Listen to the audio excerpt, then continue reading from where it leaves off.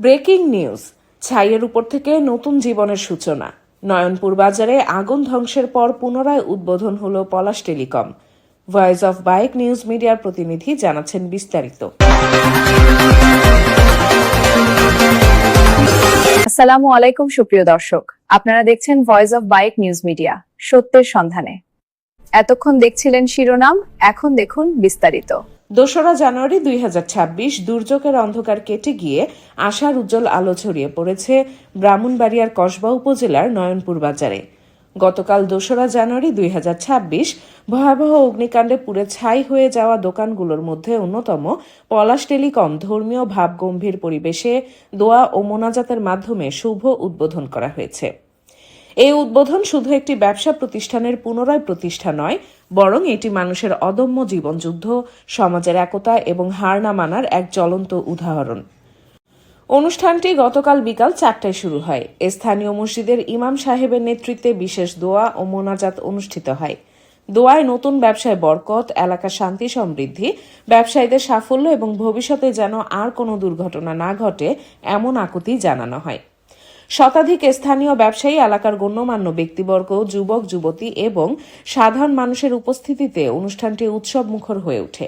ফিতা কেটে আনুষ্ঠানিকভাবে দোকানের উদ্বোধন করা হয় এবং উপস্থিত সবাই নতুন দোকান ঘুরে দেখেন। পলাশ টেলিকমের মালিক মোহাম্মদ পলাশ মিয়া আবেগ জড়িত কণ্ঠে বলেন, আগুনের সেই ভয়াবহ রাতে আমরা সবকিছু হারিয়েছিলাম।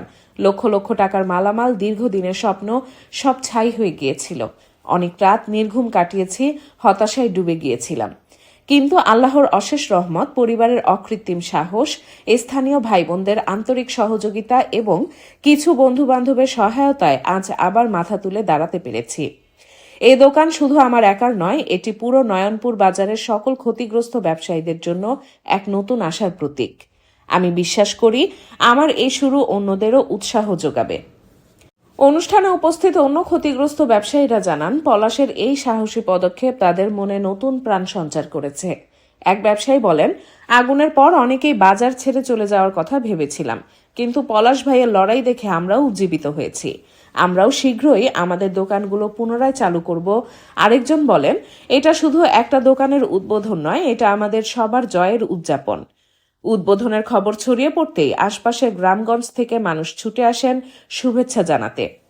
অনেকে নতুন দোকান থেকে মোবাইল অ্যাক্সেসরিজ, রিচার্জ সহ বিভিন্ন জিনিস কিনে উৎসাহ দেখিয়েছেন। বাজারে আবার ফিরে এসেছে কেনাকাটার কোলাহল, ক্রেতা বিক্রেতার হাসি ঠাট্টা, জমজমাট ভাব।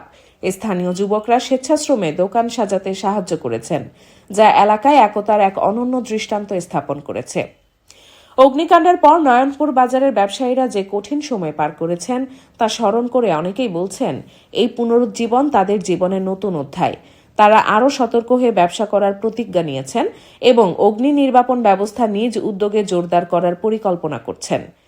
নয়নপুর বাজারের এই ঘুরে দাঁড়ানোর গল্প প্রমাণ করে যে, দুর্যোগ যত বড়ই হোক না কেন, মানুষের ইচ্ছাশক্তি ও সমাজের একতা তার চেয়ে অনেক বড়। ছাইয়ের স্তূপ থেকেও নতুন ফুল ফুটতে পারে।